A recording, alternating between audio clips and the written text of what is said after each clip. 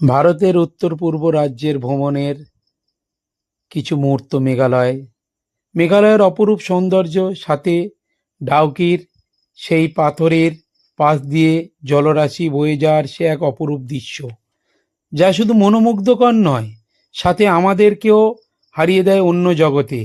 ডাউকির উপরে ঝুলন্ত ব্রিজের উপর দিয়ে যখন আমরা হেঁটে চলেছি, যেন অনুভূতি হয় এক ডাউকির উপর দাঁড়িয়ে সে যেন এক আলাদা পৃথিবী। সাথে করণসুরির ধাপে ধাপে নেমে গিয়ে সেই যে আমাদের জলরাশি, সে এক অনুভূতি। ধাপে ধাপে আমরা যখন নেমে চলেছি, প্রকৃতির পরিবেশ, বনাঞ্চল, সাথে করণসুরির জলরাশি বাচ্চাদেরকেও যেরকম আকৃষ্ট করে, বড়দেরকেও সেই একই রকম আকৃষ্ট করে। করণসুরির জলরাশির সেই কলকল শব্দ বাচ্চা থেকে বয়স্ক সকলেরই আকৃষ্ট করে। সে এক আলাদা অপূর্ব সেই জলের কলকল কলকল শব্দে বয়ে চলেছে বড় জলরাশি, তার সেই প্লাবন, তার সাথে চলেছে নুড়ি বালি কাঁকর, কত এক কিছু, কিন্তু সে এক আলাদা পৃথিবী। দু চোখ ভরে যায়, তাকাতে চায় না কোনো দিক, কিন্তু আমাদের সময় বয়ে চলেছে। ডাউকির সেই করণসুরির সাথে সাথে ডাউকির টেন্ডে রাত্রিবাস, রাতে বনফায়ার, সে এক আলাদা অনুভূতি।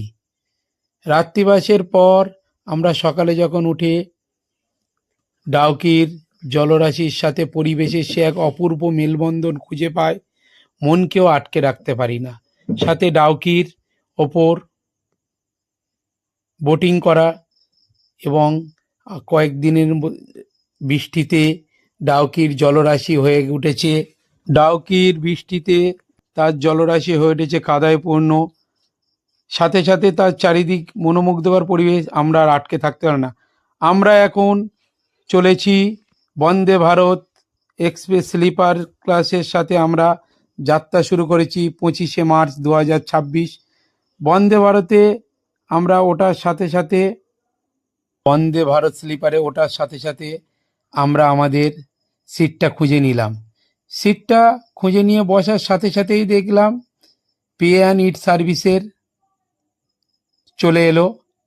পে অ্যান্ড ইট সার্ভিসে চা, কফি, স্ন্যাক্স, যা যা খাওয়ার সকলে খেয়ে নিয়ে আমরা চারিদিকে একটু নতুন ট্রেনের বিভিন্ন রকম সুযোগ সুবিধা আমরা ঘুরে ঘুরে দেখতে শুরু করলাম।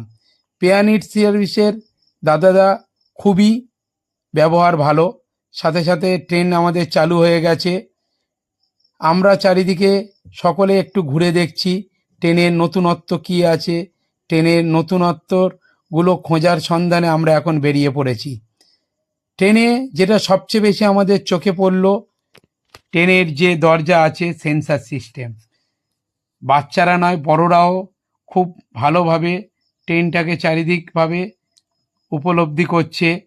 ট্রেন চালু, এখন ট্রেন আমাদের চলেছে। যখন আমরা চারিদিক এখন ঘুরে ঘুরে দেখছি, সাথে আমাদের সহযাত্রীরাও, তারাও ট্রেনের বিভিন্ন রকম দেখছে, আমাদের একটু ক্ষুধা পেয়ে যায়। আমাদের সাথে সাথে খাবারের রাতের ডিনার চলে এসছে, ভাত, ডাল, সবজি, মাংস, পরোটা, ডিম। খাওয়ার পর একটু আমরা ট্রেনে ঘোরাঘুরি করলাম। কিছুক্ষণ খাওয়ার পর চারিদিকে একটু ঘোরাঘুরি করলাম। এদিক ওদিক ঘোরাঘুরির পর নিদ্রা দেবী আমাদের চোখে আকৃষ্ট হয়ে পড়ল। তো কিছুক্ষণ ঘোরাঘুরির পর আর থাকতে পারলাম না, এবারে নিজেদের সিটে বসে পড়লাম। ঘুম থেকে উঠে সবে একটু সূর্যের আলো দেখবো, সাথে সাথে চলে এলো আমাদের চা, কফি, বিস্কুট, কেক। সকলে মিলে খাওয়া দাওয়ার পর ট্রেনের মতো এগিয়ে চলেছে।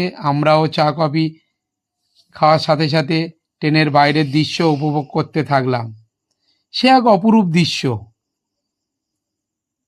সে দৃশ্য চোখে না দেখলে নয়। ট্রেনের মতো চলেছে, তার চারিদিক সবুজ, আর সাথে বাচ্চারা, তারাও তাদের বই নিয়ে গেছে, একটু পড়াশুনো করে নিল।